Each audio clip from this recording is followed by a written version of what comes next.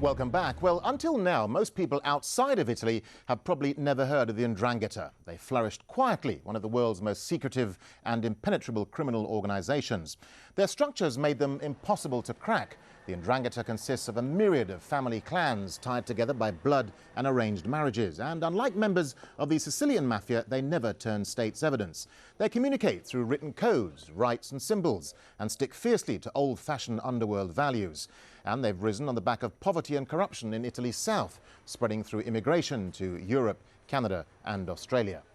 Well, we're joined again from Berlin by our guests, Kate Connolly, a journalist who's been covering this week's shootings, and Gaetano Stellacci from Italy's ANSA news agency. Gaetano Stellacci, let me start with you, if I may. The Italian police are very concerned that the Ndrangheta are taking their feuds outside of their national borders. I mean, how global, how big do you think they've become in the world today? As far as I know, for more than one expert, they are everywhere in the world. They are just following globalization in any area where it's possible to make business. In Europe, in America, but in Asia as well, because they have a lot of money to invest, and money can be invested everywhere. Let me just ask you about the killings themselves. I mean, you know, the German police are saying that these were definitely contract killings. Do you think they were sanctioned by the highest levels of the families back in Calabria? As we accept that Ndrangheta is everywhere where the Italian community is based, you can suppose that in Duisburg you have the family of the killed and the family of the killers. So I'm not sure that the order was from Italy, but certainly one of the killed people just arrived from Italy. It was somebody trying to escape some situation in Calabria. Perhaps could be the reason, and perhaps the killer was following him. Kate Connolly, let me come back to you, because the authorities in Germany are saying that the presence of the Ndrangheta is very strong there in Germany, but they've been keeping a low profile, perhaps trying not to attract attention. I mean, do you think the authorities will now be clamping down on them now that they've come to prominence through these killings? I think so. I mean, the question is how they do this. I think that there's some investigation into the restaurant outside which the killings took place, where all the 6 men had links to it. They either owned the restaurant or they worked there. And there's some investigation going on as to whether there was money laundering activities going on there, whether it was also a meeting point for the Ndrangheta mafiosi. And so I think what you might then now see is this these sorts of investigations spreading across the country, but of course a restaurant it can be quite a nebulous sort of business. It can be quite difficult to see what sort of transactions are going on. So the question is whether this is something that the German police also have the manpower to deal with. We're dealing now at a time, obviously, of other the terrorist activities going on. We had Hamburg, the North German city where the 9/11 attacks were in part plotted. There's an awful lot of the German police there. They're having to sort of look all over the place in all sorts of different areas, whether they now have the capacity to deal with something that until yesterday most people didn't really even know existed. That's a big question. You were saying earlier on about this issue of the tit-for-tat killings. I mean, how worried are the German police now that there may be revenge attacks, perhaps in Germany again, for these very killings? I think very worried. They've put the families of the victims under house protection. They're being looked after by the police, and I think that there's an awful lot of discussion within the community now. I'm very, very shocked. People hadn't ever thought that this sort of thing would happen. In fact, the police have been saying that they believe that some of these members actually came to Germany in order to escape from this long-standing feud. Gaetano Stellacci, let me come back to you, because the US authorities say that of all the Italian criminal gangs, Ndrangheta is one of the most difficult to understand and the hardest to penetrate. Why is that so?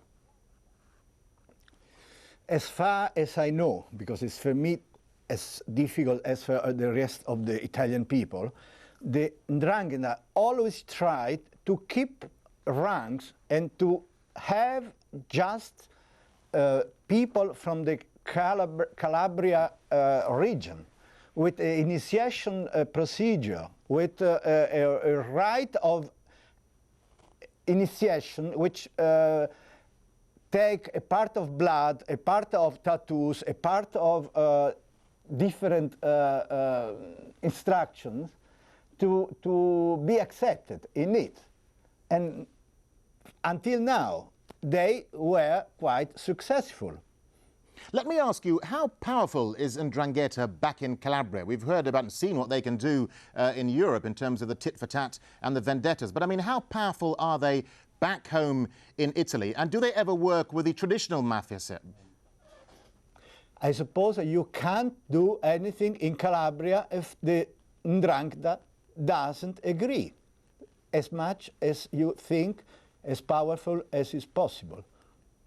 Kate Connolly, there's been considerable effort by the Italian police, by Interpol and police forces all over the world to try and crack down on the mafia at large. But I mean, why do you think they continue to be so powerful and continue to wield such influence? Well, I think, I mean, it's interesting, isn't it, Duisburg, this very insignificant, I mean, city, dare I say it, people hadn't heard of it until yesterday. This was a place in which they were able to live and have their business lives, and really sort of as long as they didn't upset the local population, they were able to operate there and just carry on their normal, apparently normal lives. I think that has a lot to do with it. We saw that in Hamburg. I mean, that it's possible to live a sort of quite a low life, that you're not, that the focus isn't like on the capital city, say on a big city like London, that in Germany that it is possible to have sort of local areas where you can be carrying on fairly unnoticed. I think that probably has a lot to do with why they have been successfully establishing themselves in Germany, and as we said, in Erfurt and in Leipzig and in other German cities. Let me just quickly ask you about the image of the mafia. I mean, they've been surrounded by myth and legend for many years. Why is there this fascination, this romance even, about the mafia? Why do we want to see the movies and read the books? Well, I think, I mean, the mystery that has surrounded this organisation that we only really learned about yesterday, a lot of us who didn't really, we sort of thought until now of Cosa Nostra and maybe of the Camorra in Naples, but the Ndrangheta was quite unknown to us. And I think that is a lot of a lot of it explains why it's so mysterious. It's very difficult to penetrate. You or I could never become a member of it unless we were born in Calabria. There's the glamour of it, you know, and I think that it's lent itself very, very well to Hollywood over the years, and has become legend. Well, let me put that question to Gaetano Stellacci. I mean, why do you think there's always been this long-running romance, this fascination with the mafia at large? I suppose you understand, like me, you're a journalist like me, that the fear, the scare, is one of the principal items to sell in our guild. So, I mean, everywhere, if you have a fearful story to tell, the people will stay with you. I wanted to ask you a final question, Mr. Stellacci, because we've seen where the Italian government has brought in legislation to make it easier for mafiosi to turn state's witness. But that's not so easy with Ndrangheta, is it? Because that person would have to betray hundreds of their family members, wouldn't they? Yeah. But there are few cases where it happened. One of these is Giorgio Basile was Ndrangheta, and now is living in Germany, and he tells some stories about the club. I mean, if it's possible, they try to get people out of this and get the most information. The Basile, for instance, said you have in Germany 1,800 Ndrangheta people. That's information. All right, I'm afraid we have to leave it there. Gaetano Stellacci and Kate Connolly, both in Berlin, thank you very much indeed for your time. And thank you so much for joining us here on this edition of Inside Story. We welcome your comments and suggestions. Please email them to us at insidestory@aljazeera.net. From the whole team here, goodbye for now.